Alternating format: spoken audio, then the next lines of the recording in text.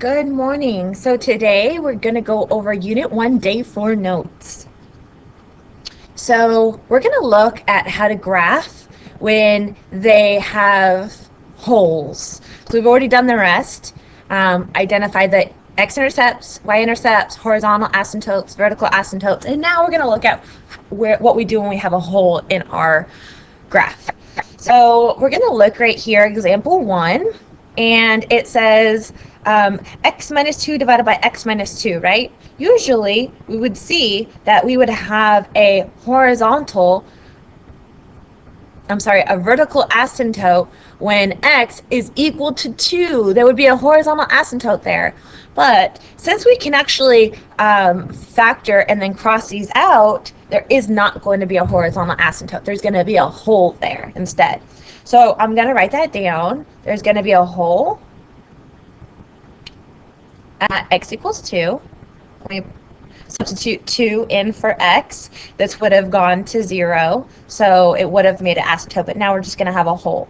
But when I have this divided by itself and I cross that out, we have our new function is 1 divided by x plus 3, right?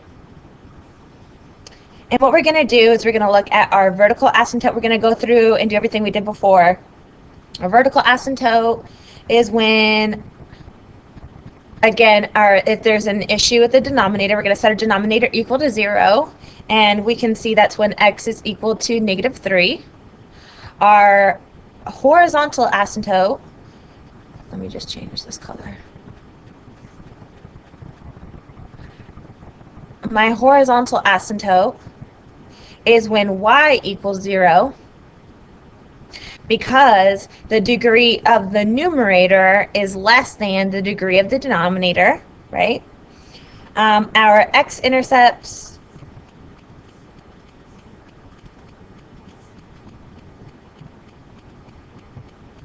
when we substitute y equal to 0, but does y ever equal 1? Remember, we're looking at the numerator, and does y,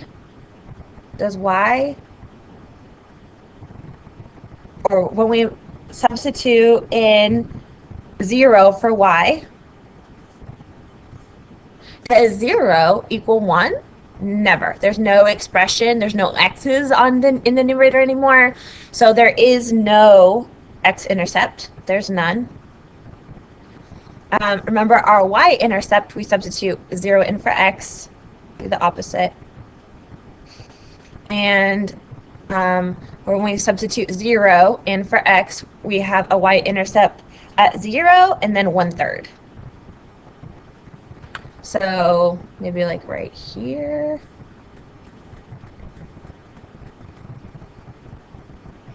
I'm going to do my horizontal asymptote right here, 1y equals 0. I still do have a vertical asymptote when x is -3, 1, 2, 3, so looks like something like this. Alrighty, now I also am going to write a hole now. That's my third thing, or my last thing. I have a hole when we have to plug 2 back into the equation. So we have 1 divided by 2 plus 3 is 5. So 2 is my x value, and then 1 over 5 is going to be my hole.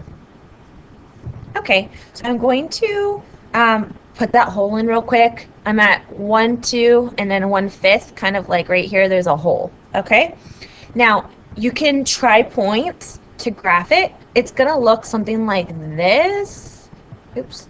Remember, it touches the y-axis right here, so I need it to go down there. So maybe like this. There is a hole, but it's going to keep going. And then also, I have a graph over here. Try points if you want to make sure. Oops, it's a straight line, and it never touches or crosses this vertical asymptote, okay? So try to do better than I did. All right, let's try another one. This one is not factored for us, so you might need to factor these completely, okay? So my first step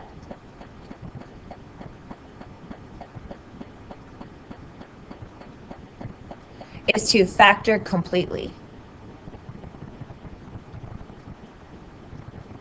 Okay?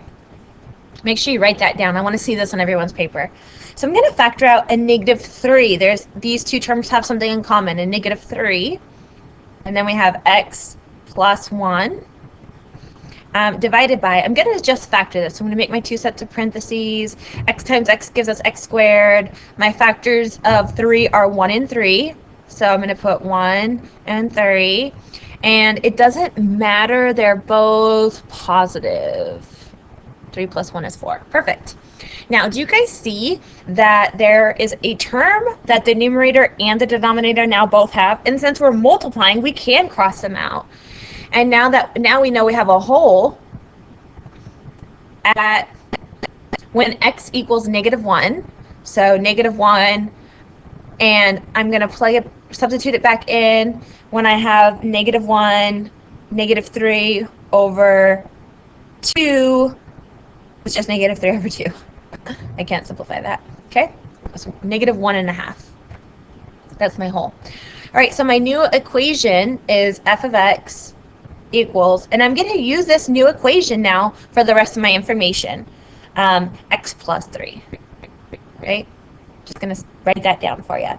This is my reduced equation, and I'm going to use this to find out the rest of the information to sketch it.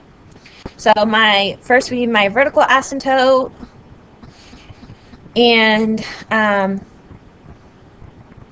so that's when our denominator goes to 0.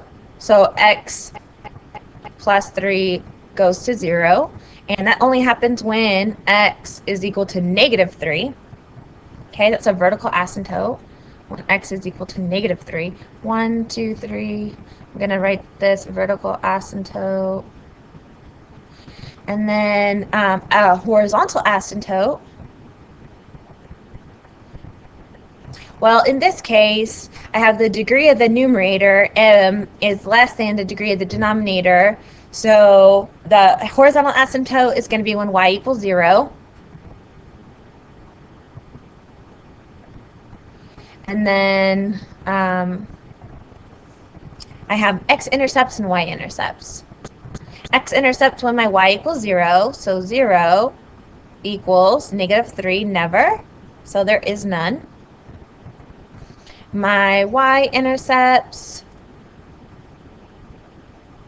is when we substitute 0 in for x. So I have y equals -3 divided by 0 plus 3, which is -1, right? We have to write this as an ordered pair. So 0, comma, -1. So I'm going to substitute this in. I'm going to write it into my graph. 0, -1. This is where it hits this. My whole is at -1 and then 1/2. So there's a hole right here. Let me get purple. Right there. Okay? Make a circle. And that's about it. I can use the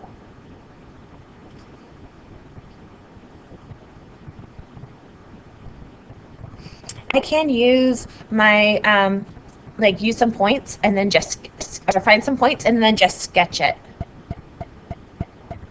Maybe something like this, and then something like, so it has to go through this point, go through the circle, kinda, come out the other side.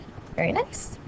All right, guys, you guys are gonna try the rest. Let me know how it goes. If you have any questions, I'll be here and ask me. Let's just go over this last page. It says, summary of steps when graphing a rational function. First, we have to look for holes or find holes. And we do this by factoring. Always do this first.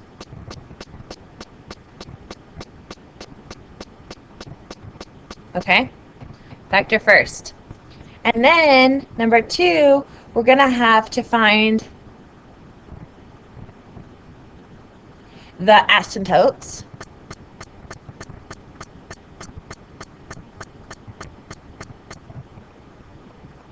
ASYMPT. And that's when our denominator goes to 0. And our horizontal asymptotes